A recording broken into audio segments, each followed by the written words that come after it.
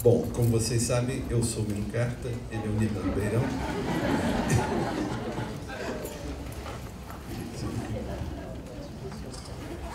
Vamos começar. Tenho que agradecer a Livraria Cultura, Teatro Eva Hertz, e a vocês, né, que vão ter essa tolerância de nos ouvir aqui por algum tempo. Eu estou aqui na condição de, como é que é a cláusula de antiguidade, porque eu conheço o Mino, trabalho na revista agora, de novo, conheço o Mino há não sei quantos anos. Eu direi, eu era amigo dele. Mas esse microfone está funcionando? Não. Alguma Quer trocar? Vamos trocar, espera aí. Não.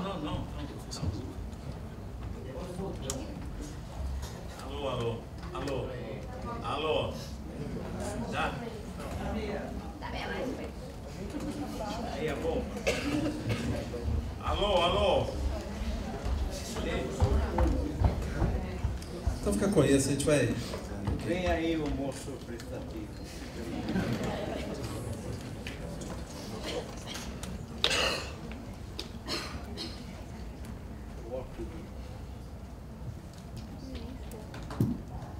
Ih, deu certo.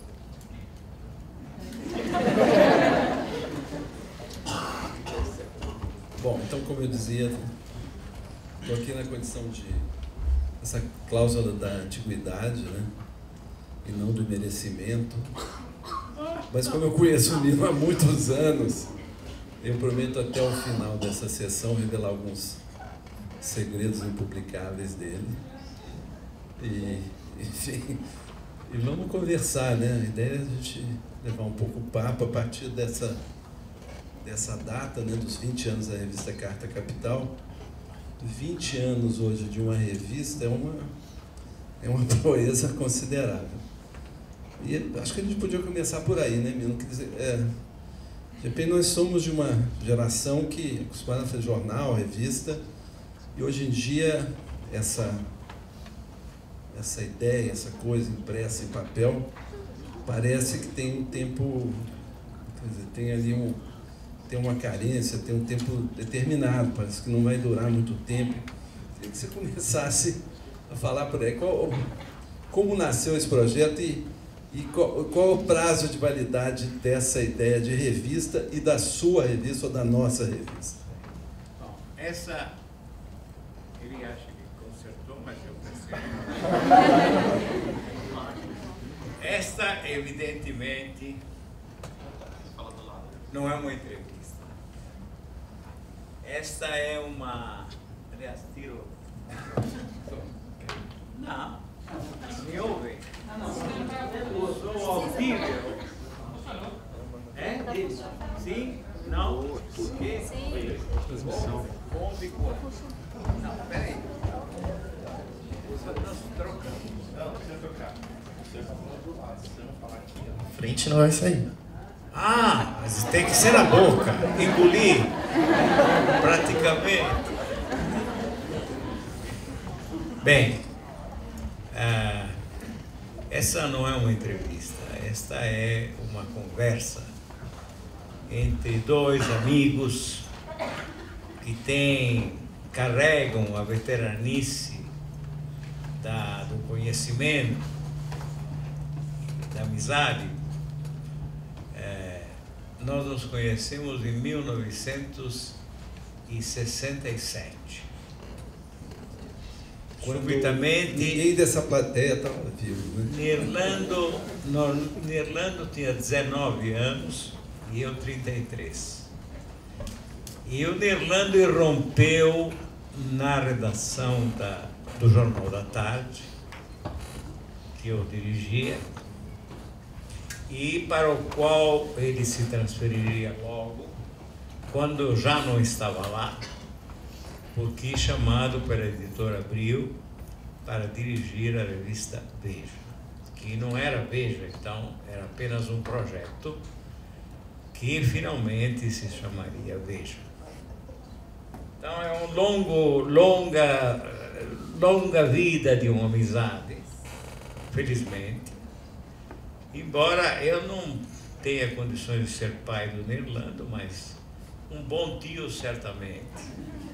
Ou um irmão nordestino, desses que acontecem 20 anos depois que nasceu o primeiro. Mais ou menos. Mas enfim, a propósito do que o Nerlando dizia, eu gostaria que ele participasse ativamente como simplesmente um interlocutor meu e não como um entrevistador. Efetivamente, esse projeto nasceu porque eu estava sem emprego, como de hábito. Depois do meu derradeiro desaguisado com um patrão.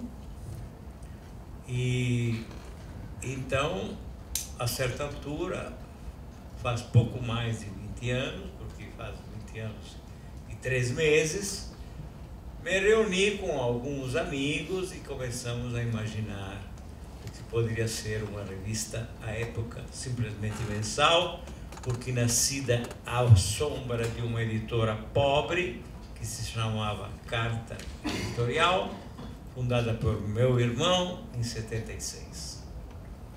Então, nós lançaríamos, desde que tudo nos favorecesse, os fados gregos participassem, nós lançaríamos uma revista mensal, que foi a Carta Capital. O que pretendíamos? No fundo, criar uma publicação que nadasse vigorosamente contra a corrente, que escapasse com a energia, toda a energia possível, e o denodo, e a crença.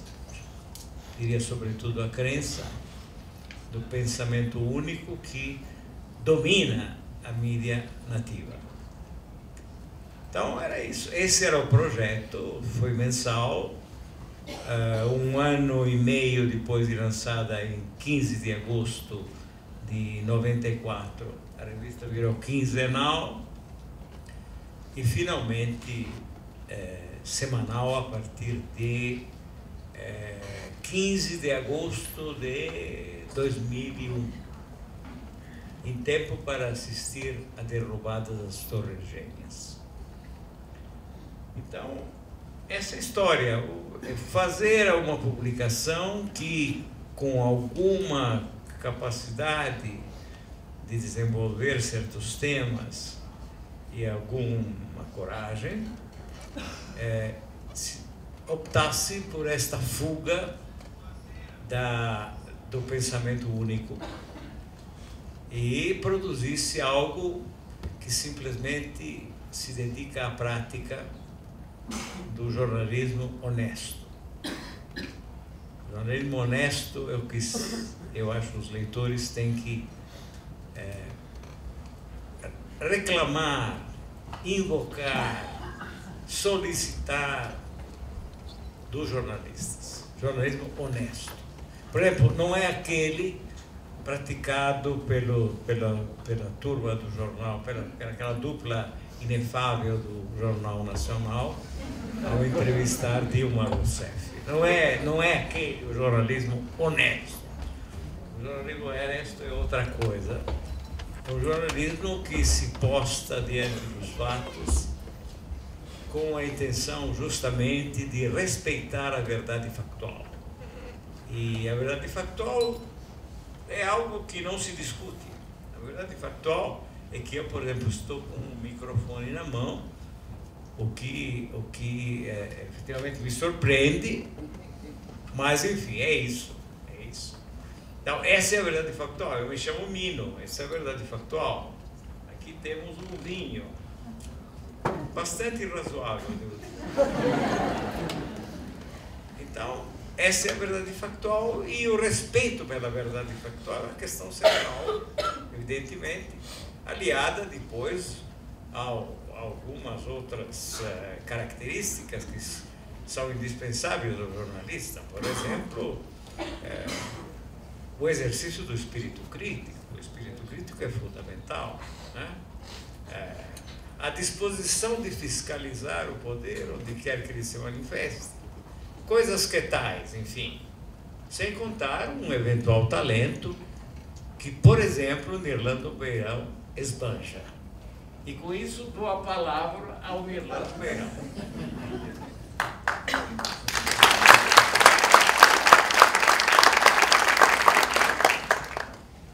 Eu gosto muito dessa expressão mesmo, verdade factual, porque ela exprime uma convicção, às vezes quase cética, que a gente tem eu penso muito na questão de como essa outra imprensa se comporta em relação a essa ideia da imparcialidade e da isenção. Em nome da imparcialidade e da isenção, se praticam os maiores absurdos de parcialidade e qual o contrário de isenção? Não sei, quer dizer, falta de isenção.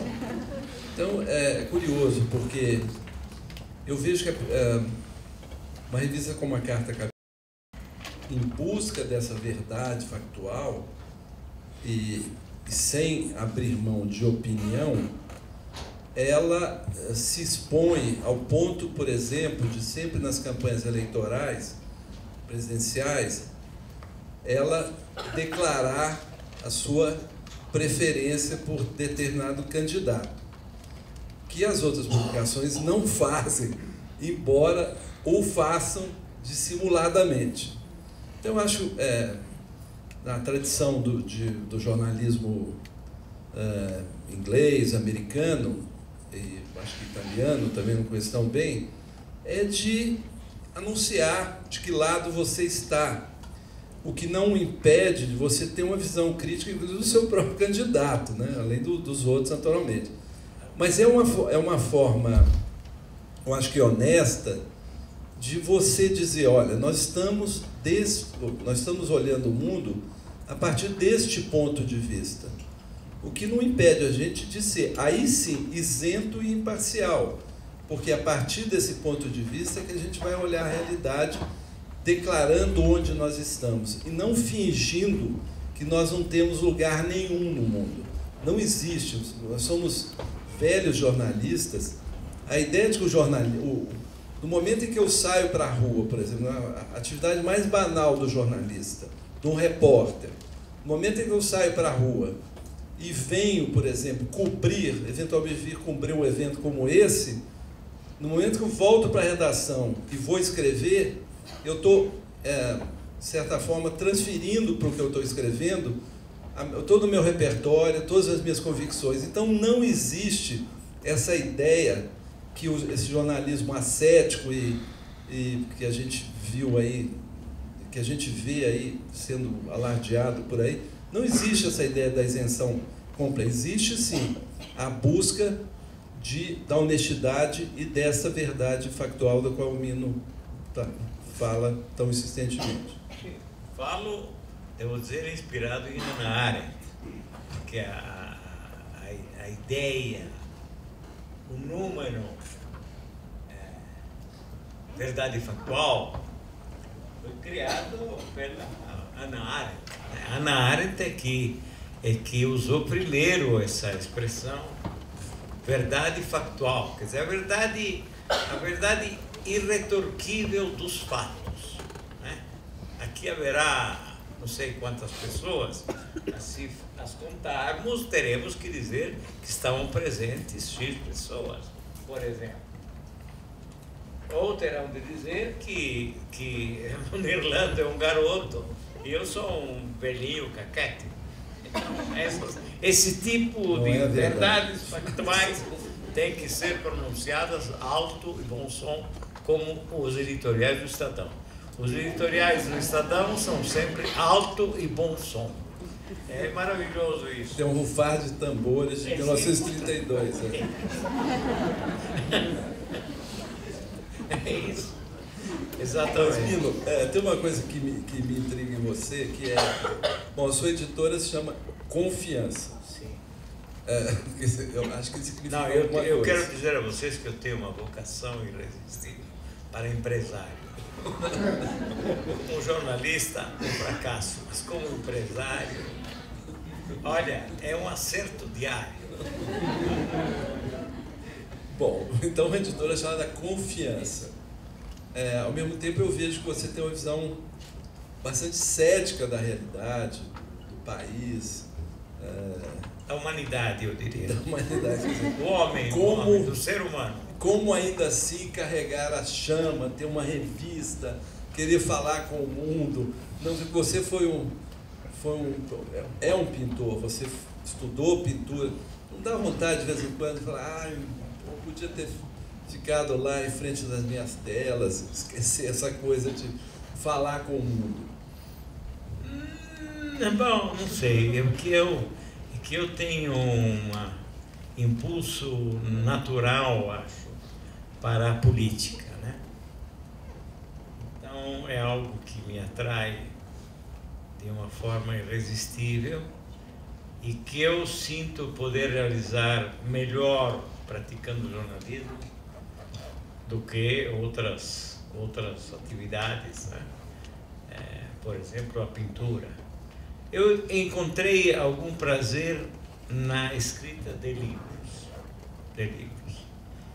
Então, nos livros eu achei um jeito também de funcionar em atenção aquela que suponho ser a minha vocação.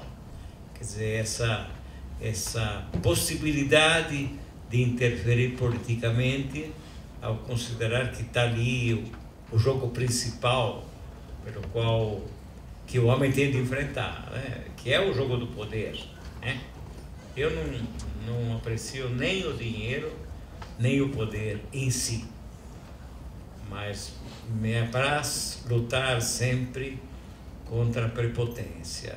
Esse é um problema visceral que talvez tenha outra conotação, além desse prazer de interferir politicamente. Quer dizer, o que realmente me move é a prepotência, a arrogância, a exploração, conforme uma velha fórmula, né? A exploração do homem pelo homem. Essa é a frase de um comunista. Que fala. Há outro aqui presente, não quero denunciá-lo.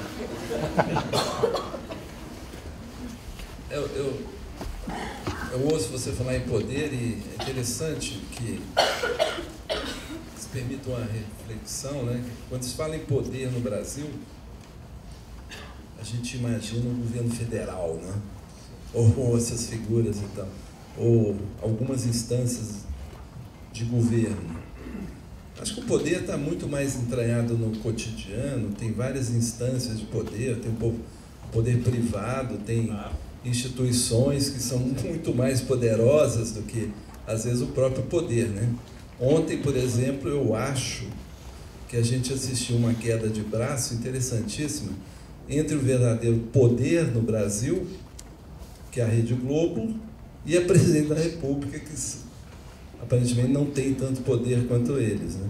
Então, acho que é interessante isso. Quer dizer, quando você fala em poder, você não está falando de políticos, essa ideia banal que se vende hoje no Brasil de que a política é tosca, é podre, e de que todos os políticos são corruptos, ladrões. Quer dizer, de repente é interessante que, se ampliar um pouco esse debate, sair um pouco dessa ideia rasteira, de que, inclusive porque eu vejo aí, quer dizer, eu estou vendo as pesquisas eleitorais, a gente vai reeleger, ou as pessoas vão reeleger os políticos que estão aí há muito tempo, né? E então, onde é que está o valor da cidadania? Onde é que está a expressão política de um eleitor? Como é que ele, no momento que ele é chamado a se manifestar, ele não vai se manifestar? E depois vai apresentar essa conta para quem, né? Acho isso. Quando você fala em poder, você está falando mais do que isso. Está falando das instâncias da vida inclusive da vida privada, né? Sim, aliás, uma das consignas dessa publicação no começo era exatamente essa: fiscalizar o poder onde quer que se manifeste. Não é só na área da política estritamente, na área propriamente dita, digamos, né? Todas as áreas o poder se manifesta e o homem explora o homem em todas as áreas, né? Então é isso que me move, realmente me assoberba em certos momentos, me obceca, talvez. Quer dizer, a percepção de que existe gente que é prepotente demais, arrogante demais.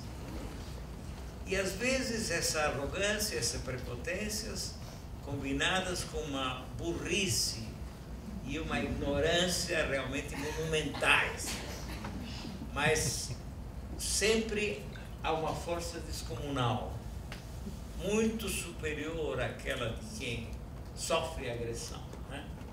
Muito superior, de sorte a impedir que quem sofre agressão tenha qualquer possibilidade de reviver, né? Então, isso mexe com as minhas entranhas, né? Mino, tem uma coisa que quem convive com você, né? Quer dizer, eu acho que você é um pouco adepto de uma certa pedagogia da tragédia, né, brasileira. Essa ideia de que o Brasil, se for assolado por uma tragédia,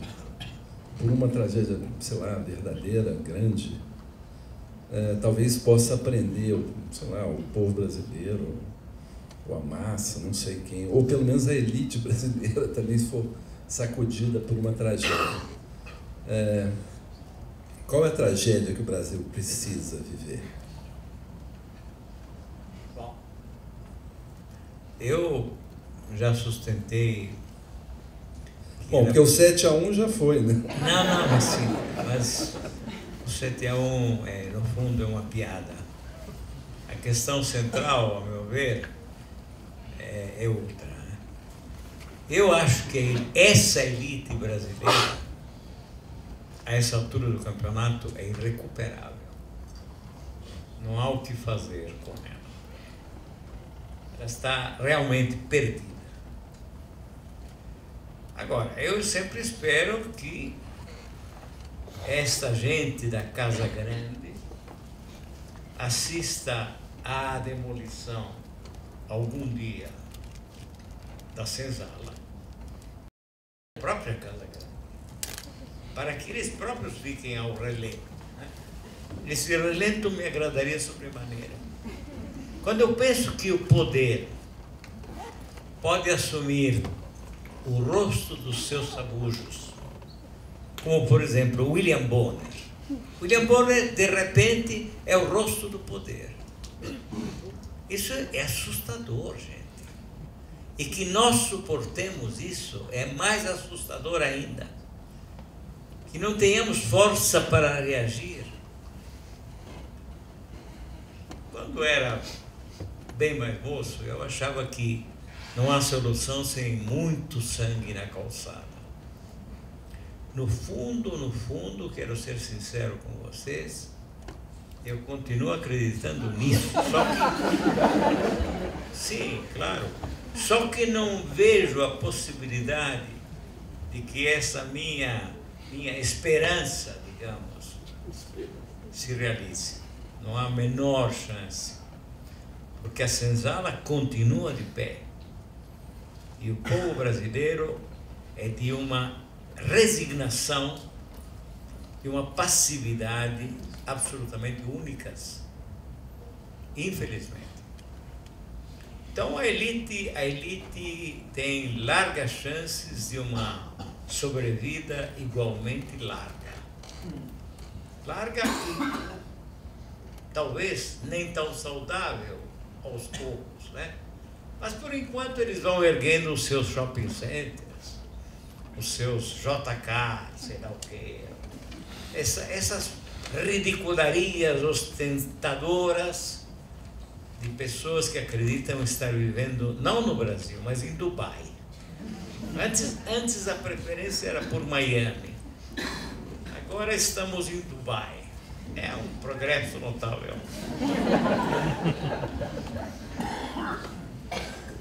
Eu acho que, de certa forma, bom, você sempre foi acusado de ser, não sei o quê, ser lulista. Tem uma admiração por essa criatura chamada Lula.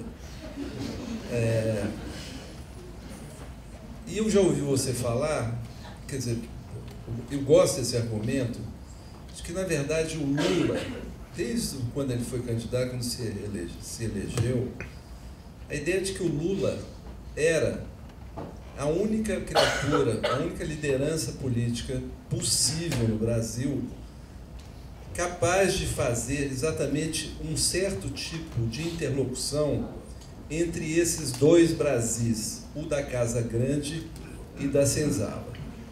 Quer dizer, que o Lula poderia ser, ao contrário do que se alardeava quando ele foi candidato, não o candidato da ruptura, mas o candidato que pudesse dar uma certa liga, ou pelo menos uma certa, não sei, fazer uma interlocução entre esses dois lados. De certa forma, o governo Lula foi isso, porque nunca os ricos ganharam tanto dinheiro e os pobres conseguiram ter um nível de ascensão social bastante razoável. Então, é um pouco isso, né? Quer dizer, eu não sei se essa é a sua ideia do que significou o governo Lula, o que significa o Lula, e qual é essa diferença. Eu queria saber qual é essa diferença entre Lula, Dilma, qual o momento Lula e o momento governo Dilma. Bem, eu conheço muito bem o Lula e sou amigo dele há qualquer coisa como 37, 38 anos. Eu o conheci como líder sindical, muito eficaz no seu trabalho, inclusive pela sua capacidade de negociação. Ele era atiladíssimo nesse mistério, muito eficiente. E ele continua assim, não se trata de um perigoso marxista. Na verdade, se trata de um senhor de extração católica, eu diria, com uma visão muito cristã da vida. E um homem sempre disposto a contemporizar quando é oportuno, a negociar quando é devido. Muito hábil nisso tudo. Um homem relativamente inculto, é claro, mas ao mesmo tempo de extraordinária inteligência, com um quociente de inteligência elevadíssimo. Enfim, uma figura excepcional no panorama brasileiro. E, como disse você, a meu ver, magnificamente bem, capaz de mediar entre a Casa Grande e a Senzala, com o egresso da Senzala, mas com uma visão clara da vida e das necessidades de compor, para tentar evitar aquele sangue na calçada que eu acho ainda indispensável. Temo que sem o sangue na calçada não mude coisa alguma. Até porque vocês vejam, você dizia Lula, Dilma, né? Você veja, o governo de Dilma tem pecados que o governo do Lula não cometeu. Por outro lado, por trás disso tudo existe um partido, o PT, que a certa altura até teve áreas de partido verdadeiro, ao contrário de todos os demais, que sempre foram clubes recreativos de uma minoria privilegiada, e que no poder portou-se implacavelmente como todos os demais, para meu dissabor. É claro que aí vem William Bonner, diz que o mensalão, não sei o quê, pá, e tal, como se não tivesse havido outros mensalões, como se o mensalão não seja uma tradição da política brasileira, como se no governo dessa figura radiosa chamada Fernando Henrique Cardoso, uma das mais monumentais bestas que já habitaram a face da terra,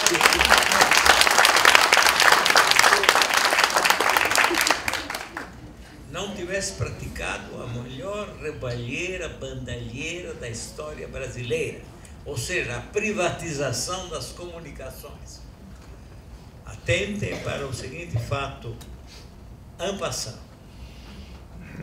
O senhor André Lara Rezende,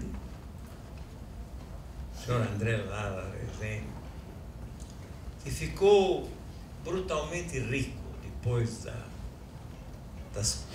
da privatização das comunicações, a ponto de levar seus cavalos para a prática de um esmeradíssimo hipismo no Hyde Park, em Londres, ou então na quinta dele, em Portugal, levá-los de avião a jato. Os cavalos do André Lara Rezende andam de avião a jato. Eles são privilegiados entre os equinos de todo mundo. Então André Lara Rezende será, com grande probabilidade, juntamente com Eduardo Janete da Fonseca, outra clarividência monumental da história nativa, né? Um pensador incomensurável.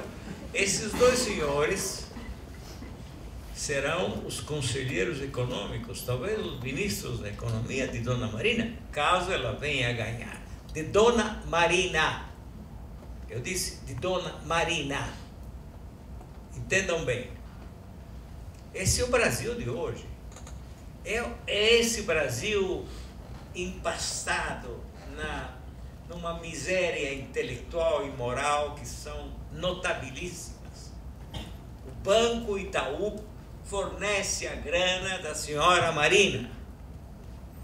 Sem falar da Natura, dessa grande empresa brasileira, apontada como uma glória nativa para o mundo todo. Eles têm até lojas em Paris. A Dona Marina é sustentada por essa gente. Entende? Essa senhora evangelista, né? Evangelista que defende as árvores.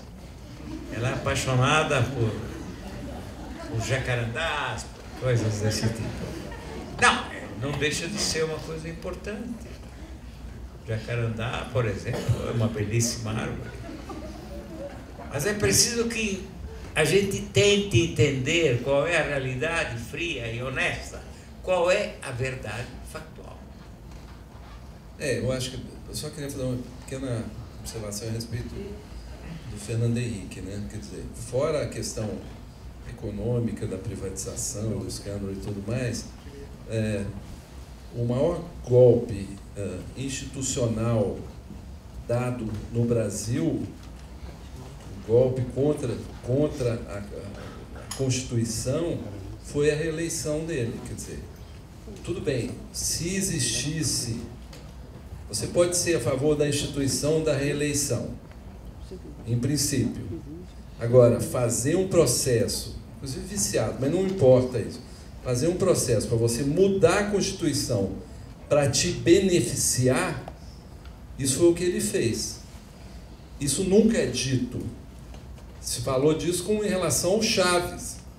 Estávamos preocupados em relação ao Chaves, em relação ao Rafael Correia, em relação ao Evo Morales, mas não em relação ao Fernando Henrique, que deu um golpe nas instituições, que mudou a Constituição de uma forma com pouca lisura, aliás, né, porque houve compra de votos e tudo mais, em seu próprio benefício. Se ele fosse a favor da reeleição, que fosse a favor da reeleição, que se votasse a reeleição, mas não em benefício próprio. Foi o que aconteceu.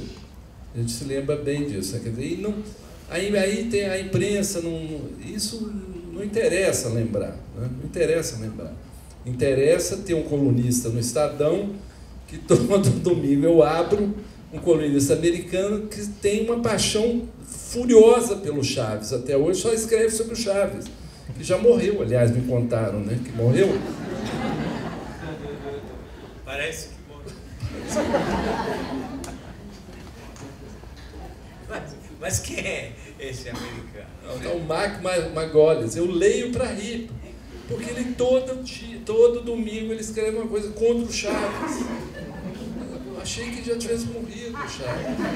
Mas, a seu modo, o Estadão é um jornal humorístico, né?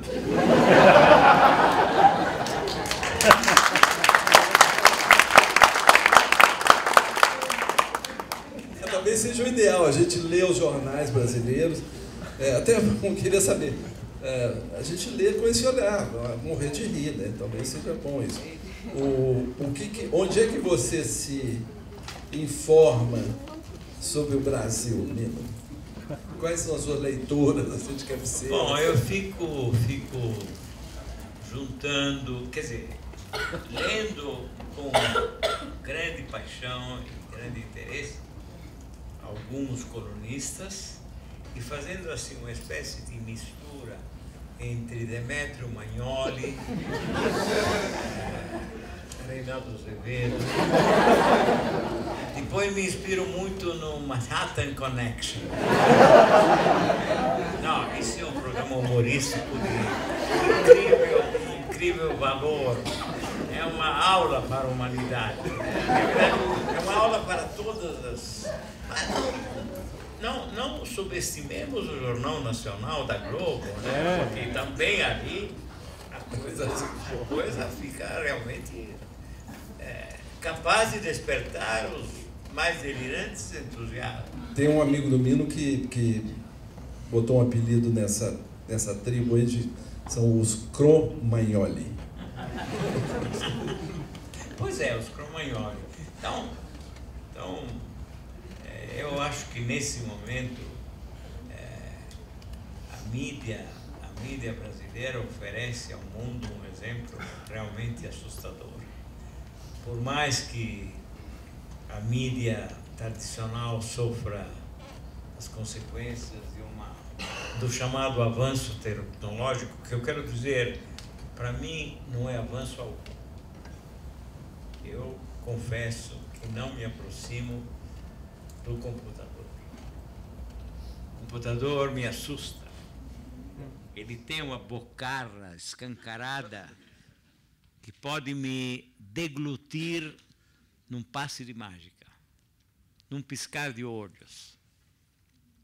Eu sinto isso claramente. E eu acho que ele já engoliu uma quantidade inacreditável de seres humanos. Esse é o dragão dos dias de hoje, o monstro dos dias de hoje. O computador e todas as suas consequências. Eu vejo essa garotada que antes ia para as calçadas, para a rua, para jogar um futebolzinho e tal. Hoje foi engolida pelo computador, em detrimento de um estudo mais sério, porque o computador nos oferece o que depois? Graças ao computador, temos acesso, por exemplo, à Wikipédia, que é o contrário digamos o que, da Enciclopédia Britânica. É o exato oposto. São tragédias que o mundo está vivendo, e não só o Brasil, sem se dar conta disso. Não está percebendo. E como esse computador afasta as pessoas umas das outras, como não somente as coloca numa posição extremamente solitária, né? Mas também como ele as separa das outras.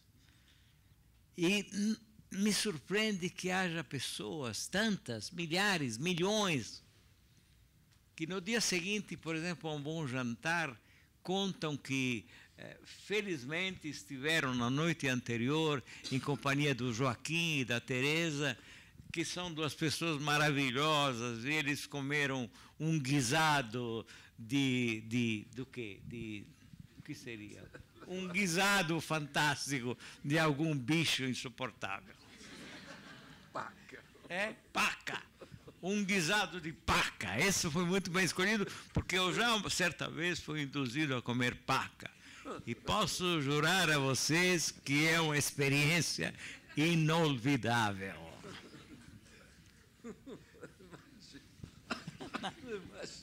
Não, isso é nada em gordura, né?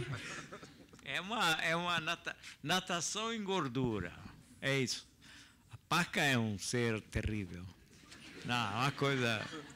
Não, sem contar que por uma semana eu padeci os efeitos da paca. Milo, você falou em livro, né? Que você já fez 3 livros, né? Você usa uma fórmula que, já que estamos numa livraria, né? Você usa uma fórmula que você mistura momentos, pelo menos nesse último livro, você mistura o que você chama de entreato, que são momentos de documentais, né, de narrativo, como se fosse um livro, um relato jornalístico, com momentos de alegóricos, né, momentos de muito simbolismo, de referências a Clé, né, quer dizer, que são aquele... Tem só os jornalistas submisura, né, aqueles que se comportam de acordo com o que se espera deles e tal, os escribas de aluguel, né? Como é que... Quer dizer, tem um momento... Você se sente melhor é um jeito de falar do Brasil. Seu livro chama, aliás, Brasil, que é um negócio muito pouco... um pouco modesto, né? Chamar um livro Brasil. O Brasil. O Brasil. Você acha que o Brasil cabe ali num livro só? Não, cabe uma quadra, a meu ver, importante, porque é a quadra que vai do suicídio de Getúlio Vargas ao fim da ditadura. Mas, em última análise, esse período ainda não se encerrou. A despeito de Lula, esse período não se encerrou. A despeito de Lula, porque entendo que o governo Lula foi, de alguma forma, um oásis no deserto. Não quero exagerar, é claro, porque um oásis pequeno, 2 palmeiras, uma aguinha ali, é por aí, entende? Foi um pequeno alívio, mas alívio.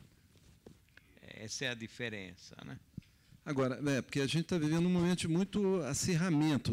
Às vezes tem esse fantasma de 64, porque o Brasil ainda continua lutando a Guerra Fria, né? Aqui existe a acusação permanente de que existe uma conspiração comunista em marcha, da qual, aliás, você faz parte, evidentemente. Mas, quer dizer, onde é que se luta ainda a Guerra Fria? Na Itália se luta a Guerra Fria, na França se luta a Guerra Fria ainda, como? Bom, Berlusconi tentou na Itália trazer de volta a Guerra Fria, mas acho que não funcionou em última análise. Em alguns lugares do mundo, evidentemente, a Guerra Fria continua. Mas eu acho que isso tudo está definitivamente superado. Agora, pode ser que outros problemas tenham aparecido em lugar da Guerra Fria, outros problemas muito graves. Nessa edição aqui, há uma entrevista colhida por Cláudio Bernabucci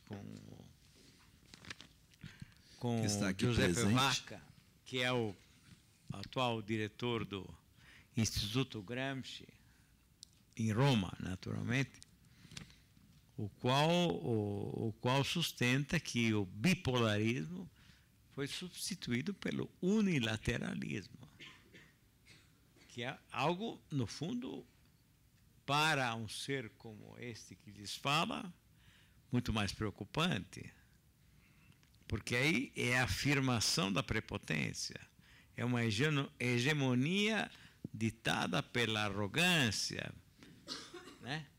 Pelo descaso pelos direitos dos demais. Isso explica, sei lá, a guerra do Iraque. Acontece que o praticante do unilateralismo é um imbecil, né? Digamos, podemos olhar para ele como se ele tivesse a cara do Bush Jr., mas ele tem a cara dos Estados Unidos. Quer dizer, no Iraque eles conseguiram criar um Estado do terrorismo. É a pátria de um terrorismo novo e execrável e aterrorizante. Né? Então, esse unilateralismo conduz a resultados trágicos. Quando eu falo de Brasil, 64, e vejo esse quadro de muito acirramento, muito ódio, né, que a gente vive hoje no Brasil, insuflado inclusive pelas redes sociais, né, eu me pergunto se essa Casa Grande, né, se essa elite brasileira tem algum compromisso com a democracia. Porque em vários momentos já não teve, né? Ou pelo menos em 64 não teve.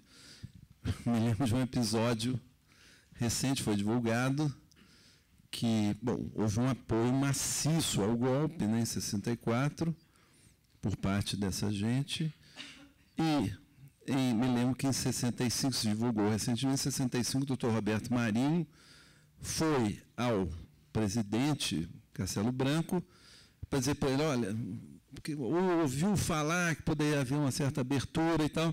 Falei, presidente, esse negócio de democracia não é muito legal para o negócio. O negócio, a vida comum não gosta dessa coisa de democracia. Eu acho que até hoje, fora a fachada, no fundo, não sei se eles têm esse compromisso, né, Mino? Não, basta ver como eles dirigem seus carros, né? Basta ver. Olha, essa é uma lição diária. Como esses brasileiros dirigem seus carros. Quer dizer, o próximo não tem qualquer valor. Se você não entende que existe um próximo e o respeita, você não tem vocação alguma para ser um democrata. Ou entrar no elevador, né? Não, mas nem se fale. Não, mas aí entra um outro fator. Esse é um lugar onde as pessoas não te deixam sair do elevador. Sempre existe um assalto ao elevador que impede que você saia. Eu tenho a certeza, aliás, já afirmado em diferentes ocasiões, de que há pessoas que até hoje vivem dentro do elevador. Mas por que a risada? Isso é uma história triste. É uma história muito triste, muito triste. Triste demais. As pessoas não conseguem sair e se estabelecem dentro do elevador. Para um certo tipo de brasileiros, né? Por exemplo, retirantes, os retirantes. Certo? Acabam no elevador. O elevador tem a sua graça. Ele se estabelece lá, tem um fogãozinho, ele faz a comidinha dele, aí entram os outros, finalmente saem, aí eles... Entende? É isso. No Brasil é perfeitamente possível encontrar pessoas que vivem dentro dos elevadores. Né? Para não falar do sem-teto, evidentemente, que esses então vivem na rua. Mas descobriram o jornal, a verdadeira serventia do jornal. Como? Essa risada também me assusta. Não, é denegrir a si próprios, sejamos frios. Então, o que é? Eles descobriram a serventia verdadeira do jornal nativo, que, sobretudo os jornais de domingo, né? E depois todos aqueles cadernos que sujam as mãos e tal. Mas eles descobriram que esses jornais podem funcionar como cobertores magníficos, sobretudo no inverno. Você bota 3 estadões, né? Em cima do seu corpo, deitado, por exemplo, na porta daquele supermercado, tal, né? Deitado ali, na calçada, cobre com... É perfeito. É uma noite inefável, gloriosa, prazerosíssima. Creiam. Essa é a verdadeira serventia dos jornais nativos. Eu acho que eles servem para isso e talvez, na concepção inicial, tenham sido destinados a isso. Porque, digamos, 50, 60 anos atrás, eles eram muito apreciados pelos açougueiros para embrulhar o filé. Ou mesmo o músculo, né? Eu, por exemplo, sou um partidário do músculo.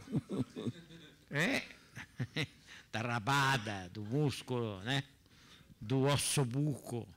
São os pedaços, os verdadeiros pedaços nobres. Mas, enfim, eu acho que é muito interessante esse aspecto da questão. Quanto tempo a gente tem, né?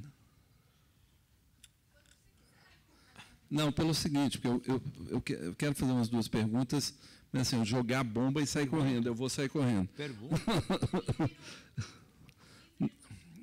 Você já está na hora de falar do futebol brasileiro, não? Hein? Vamos falar do futebol, Mino? Se você quiser, mas não acho. Hein? Sinceramente, não acho uma questão fundamental. Não, é que você não aprecia muito futebol brasileiro. Não, depende. Como? Imagine, não aprecio o Pelé. Embora ele seja, como cidadão, uma pessoa extremamente discutível, aprecio o Pelé, claro, imagine. Não, Pelé e Coutinho, as tabelinhas do Santos, pelo amor de Deus, acredito, sim. Mas acredito que foram uma dupla infernal. Muito eficaz. Não, e teve um monte de jogadores excepcionais. Hoje não tem. Hoje não tem porque o futebol também mudou. E os técnicos brasileiros não foram capazes de se adequar. O futebol brasileiro continua entregue a uma malta infecta de ladrões, né? Mas de resto é assim mesmo, né? É assim mesmo. Imagine agora, estão montando as Olimpíadas do Rio de Janeiro. Estão na mão do Nussmann. Não, eu chamaria o Totorina, era muito melhor no lugar.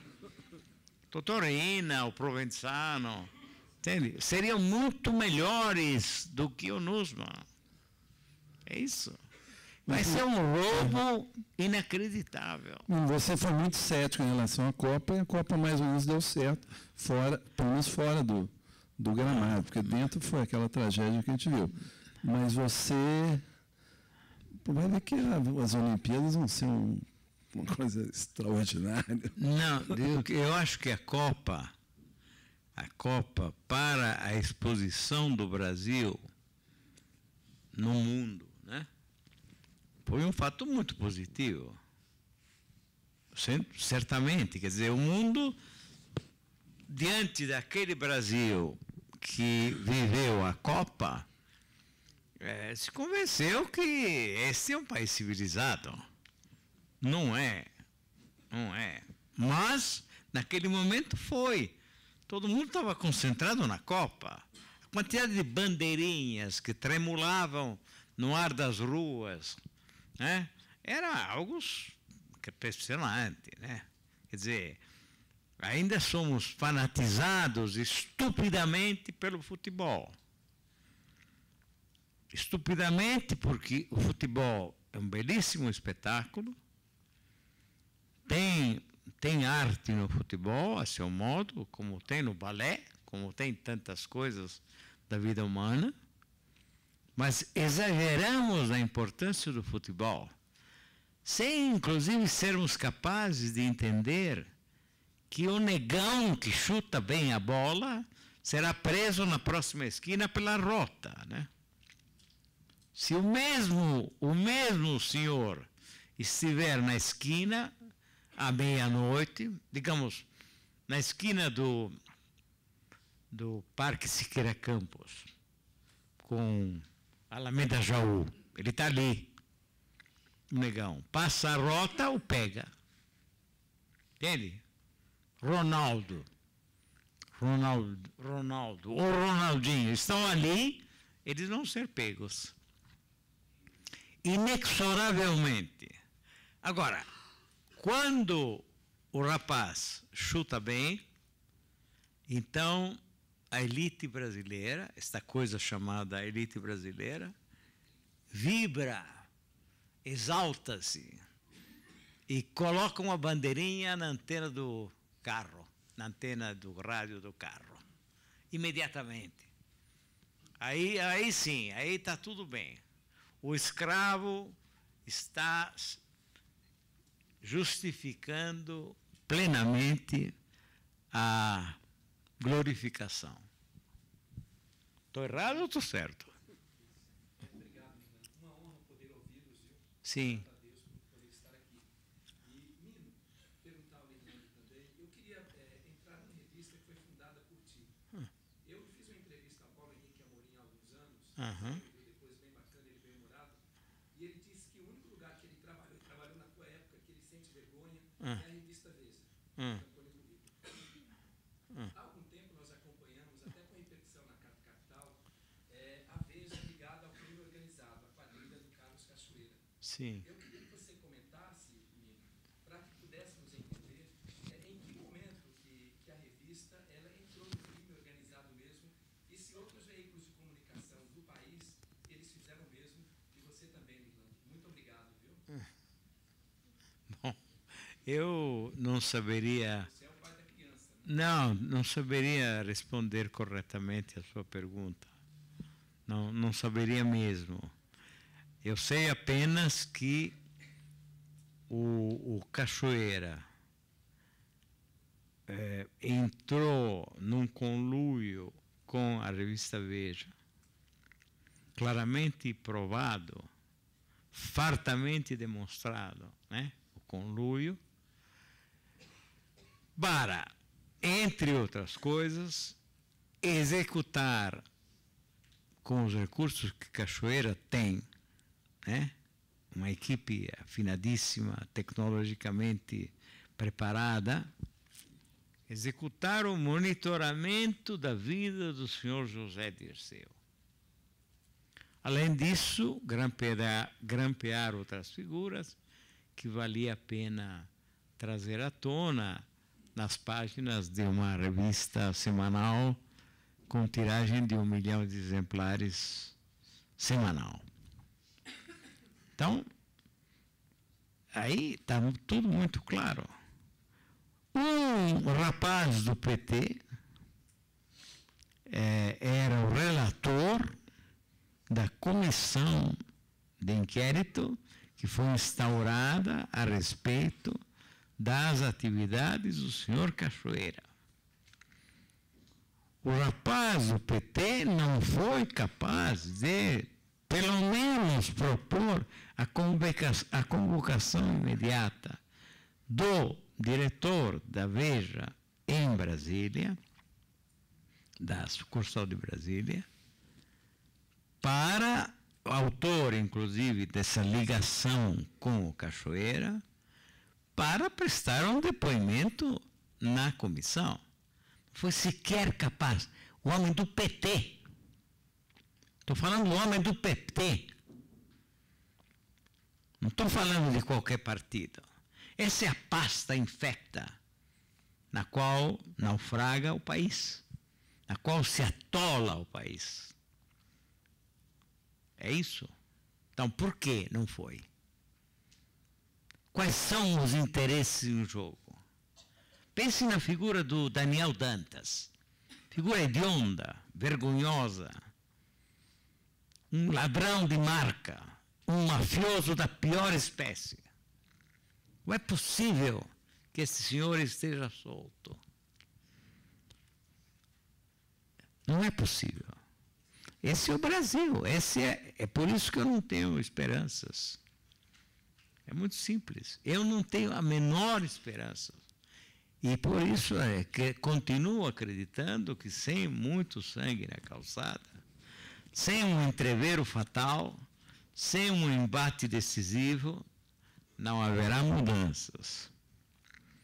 Não acho que o caminho certo seja o da negociação, do entendimento. Eu não acho. Não acho. Não é, entre outras coisas, não é da minha natureza. Eu acho que as coisas se resolvem como hão de ser resolvidas, como sempre foram na história da humanidade, né? Não há mudanças essenciais. Às vezes cometem-se erros terríveis, fatais. Mas é isso. Essa é a questão na minha visão. Bom, já eu, como sou mineiro, portanto conciliador, tenho as minhas convicções, tenho poucas esperanças, mas queria encerrar aqui dizendo que, quando eu vejo essa plateia, não são os 1 milhão de leitores a Veja, mas pelo menos vejo aqui alguma chama de esperança. Olha, isso foi um fecho delicioso. Não, eu fiquei comovido. Acho que hoje à noite não dormirei de tanto chorar. Não, o pior, vai ser mineiro assim no inferno. O pior é que ele acredita nisso. O pior é que ele acredita nisso. No que eu falei, entendeu? Porque ele está vendo. Quem? Você. Eu acredito no que você... Não acredito não. Não acredito não. Eu acredito no esforço e acredito que vocês, com esses aplausos, com esse carinho, até eu diria, são um grande alento para quem acredita nas coisas em que eu acredito, sem dúvida. Estou muito satisfeito em ter estado aqui e agradeço a presença de todos vocês, do fundo do coração. É isso, obrigado.